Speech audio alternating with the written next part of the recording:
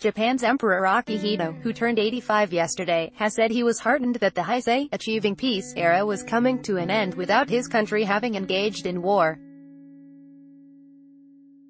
It gives me deep comfort that the Heisei era is coming to an end, free of war in Japan, the pacifist monarch said in an emotional news conference held at the Imperial Palace ahead of his birthday. Of the war that Japan waged in his father's name, he added, "It is important not to forget that countless lives were lost in World War II and that the peace and prosperity of post-war Japan was built upon the numerous sacrifices and tireless efforts made by the Japanese people." He stressed that it was crucial to pass on this history accurately to those born after the war, in what was his last birthday news conference as monarch. Emperor Akihito will step down next April 30th, handing over the throne to his elder son, Crown Prince Naruhito, who will be 59 on February 23, in what will be the first abdication ceremony in 200 years. A special one-time law was passed last year to allow the monarch to retire, after he implied in a rare address to the nation in August 2016 that he was concerned his old age would prevent him from fully performing his duties as the symbol of the state and of the unity of the people, as stated in Japan's post-war pacifist constitution. Japan Emperor draws record birthday crowd ahead of abdication. Heavy cost of war. It is important not to forget that countless lives were lost in World War II and that the peace and prosperity of post-war Japan was built upon the numerous sacrifices and tireless efforts made by the Japanese people. Emperor Akihito, on the war that Japan waged in his father's name. The imperial handover will usher in a new era, whose name is expected to be announced only weeks before the Ascension ceremony. The Heisei era began on January 8, 1989, the day after the death of Emperor Akihito's father, Hirohito. Emperor Akihito said he has spent his days on the throne pondering the role of the emperor.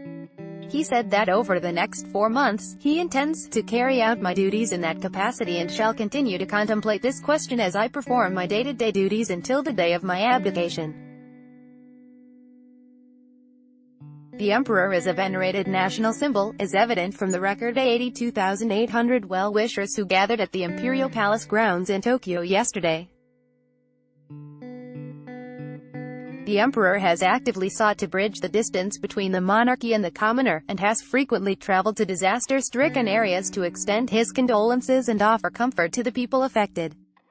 Among his trips this year, made with his wife Empress Michiko, 84, were to Hiroshima, Ehime and Okayama, which suffered from landslides and flooding after torrential rainfall in July, as well as to Hokkaido, which was struck by a magnitude 6.7 earthquake in September.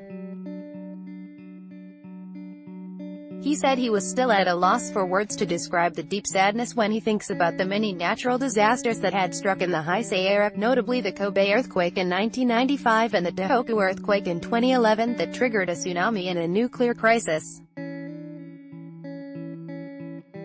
At the same time, I have been heartened to see that, in the face of such difficulties, the spirit of volunteering and other forms of cooperation are growing among the people and the awareness of disaster preparedness and capacity to respond to disasters are increasing, he said.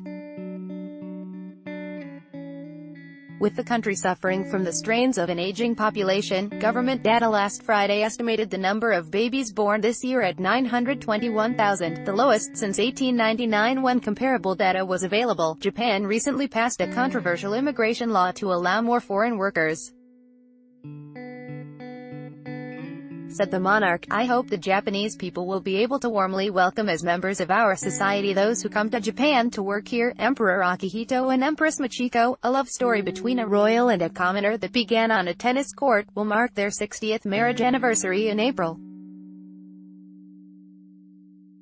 In a tribute to his wife, he said, "The Empress has always been at my side, understood my thoughts, and supported me in my position and official duties as I performed my duties as the Emperor." Turning to his successor, he said, "The Crown Prince, who will be the Emperor in the new era, and Prince Akihito, who will be supporting the new Emperor, have each accumulated various experiences